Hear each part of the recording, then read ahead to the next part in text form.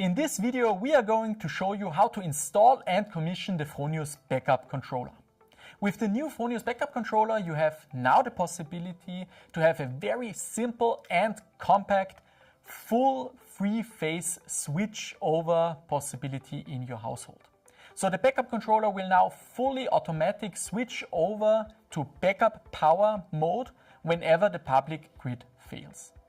The controller itself includes already all the components that you need for a full backup power solution for an automatic switchover. So that means that even the FRT capability is included and you don't need any external switchover boxes and any components for the full automatic switchover.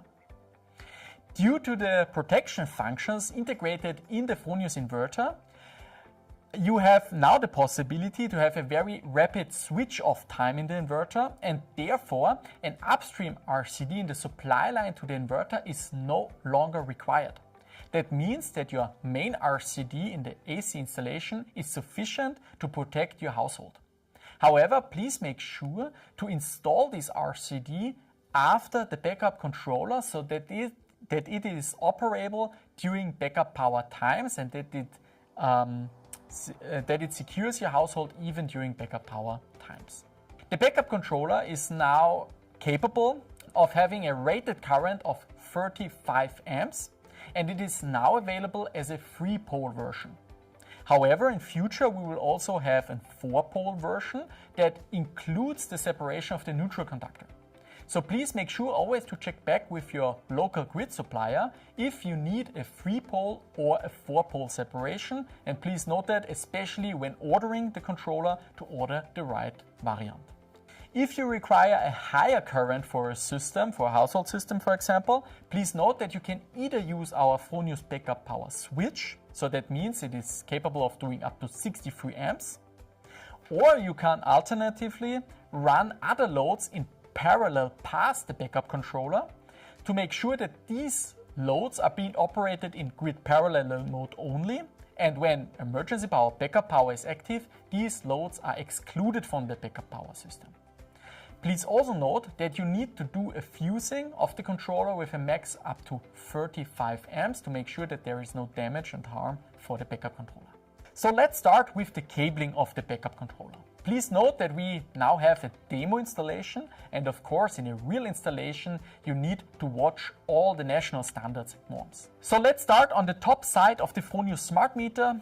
Here we go into the Fronius smart meter coming from the public grid directly 3-phase into the Fronius smart meter, and on the bottom we exit the Fronius smart meter and go directly into the backup controller. Please also note the installation requirements for the Fronius smart meter, and especially, for example, the protective cover that excludes the data communication line from the phases. Please also watch the quick installation guide of the Fronius smart meter. There you also find, for example, the neutral contactor that is needed for the measuring point, and therefore we have a very convenient function here. Since you can use the neutral contactor coming directly from the backup controller, it is noted here with a maximum of 1 amp, and you can directly install the neutral contactor clamp here coming to the Fronius smart meter to make sure that you don't need an extra clamp or extra cabling. Furthermore, we now go 3 phases directly on the controller. Please also watch here the grid symbol, so that means you have L1, 2 and 3 directly on the controller where you can now cable your phases to the smart meter and back to the controller.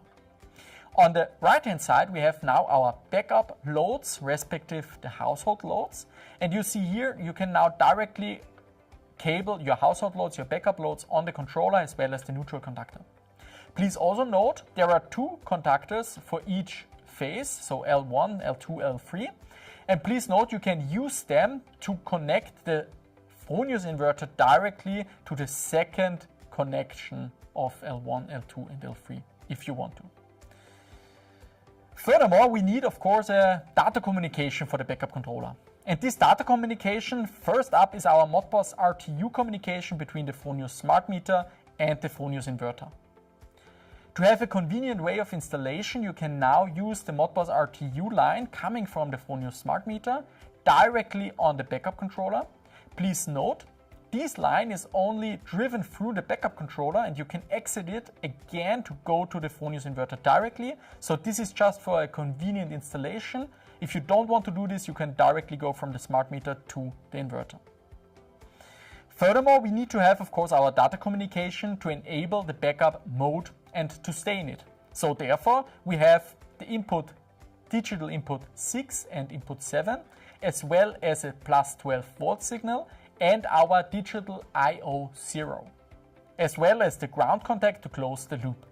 So therefore, you need to cable these contacts to the backup controller so that it can enable the backup mode and stays in it.